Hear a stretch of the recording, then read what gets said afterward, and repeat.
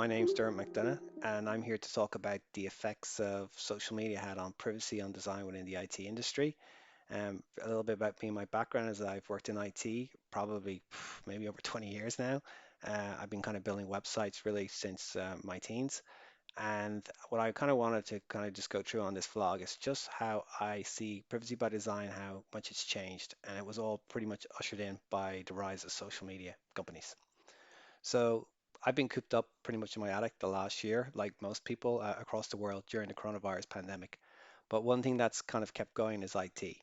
Every day we need more websites and we need more apps, and we're creating more databases to store that information.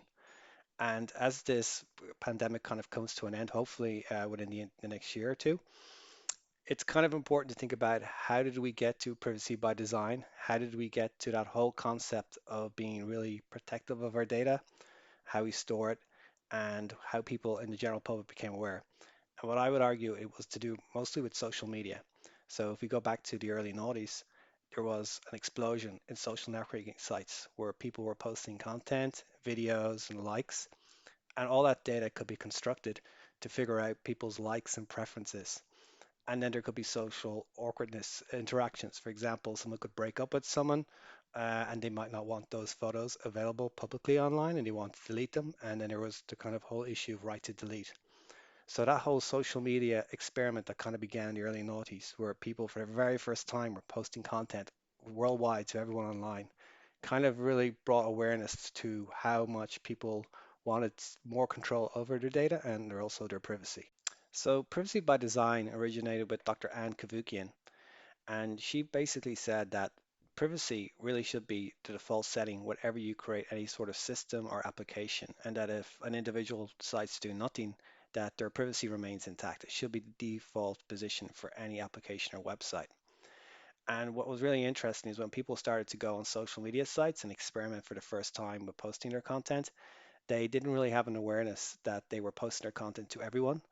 As there got more feedback, the more changes came in where you could actually have the option to filter who could see your content and also the option to delete content. So when we kind of think of privacy by design, it's becoming much more aware because users went through that whole experience of posting content inadvertently to everyone, which they didn't want to do.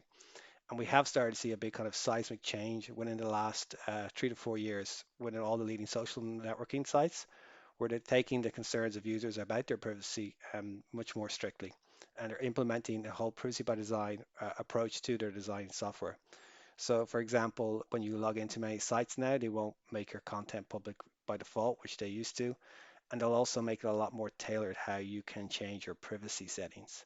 So often, like when people were initially kind of using social networking sites, it could be quite difficult to figure out how you could limit your contact or your actual volume of content that was going out to different people.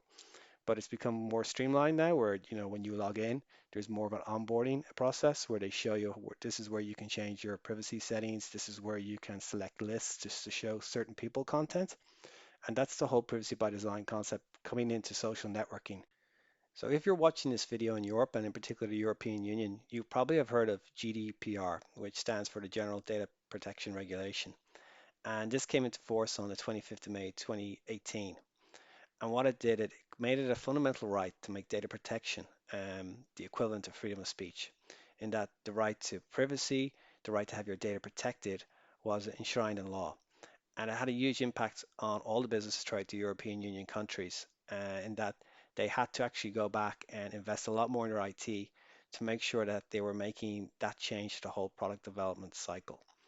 Because traditionally, many companies, when they were creating apps or websites, would just sort of leave privacy by design at the very end as a sort of tick boxing exercise. But what this did is that it made sure that companies were behaving in a way that was protecting consumers' data and also ensuring that they weren't collecting information that they didn't need to have. A lot of social media companies are embracing privacy by design, is that they're investing a lot more in the user interface and the user journey of when you go through the whole sign up process to make sure that you know what your data is, how you're storing it, and how to actually protect it, and to make sure that when you share content, it's going to the correct people. And you're starting to see now much more simpler, much more prominent privacy settings when you log into these services. And this has really kind of created a much better environment for people where by default, when they share content, it's not going out to complete strangers, and that they have much more control over their data, and that companies are required to do this. Now, some of you watching this might be designers, and what you probably have noticed as well with design is that you kind of have to a lot of time use sort of an equal visual weight option, where traditionally there was more in the whole marketing system to kind of have a prominent button to make you share content. But you're seeing because of GDPR and stipulations around design that we'll start to see sort of more equal weight buttons. And you'll notice this probably on cookie banners. Traditionally, they would just have like accept all cookies, and it would be really difficult to reject them, or there'd be a kind of a secondary design button. But today, because of regulation, whenever you go to like a cookie banner in Ireland or many other European countries, you specifically state now that you have to have the accept and reject button equally prominent with the same visual styling. So we're not leading users to click on one option over the other one. And that's really kind of how people start to reject a lot more cookies on their PC. Working as a user experience designer in IT, I've kind of seen firsthand how the social media, that sharing of content, that sharing of data, create that awareness amongst people about their data, and how that actually kind of led to demands for changes in data. And GDPR has really now made sure that privacy by design is embedded in the IT industry.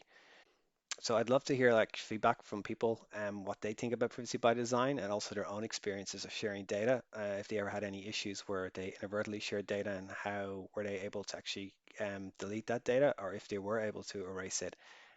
You can contact me through social networking sites like Instagram or Facebook, or go to my website at dermotmcdonough.com. That's dermotmcdonough.com, and you can just kind of connect with me through LinkedIn, Dribble, Behance. I'm pretty open. I don't really reject people, so feel free to just send me a message, and I'll be glad to kind of chat with you.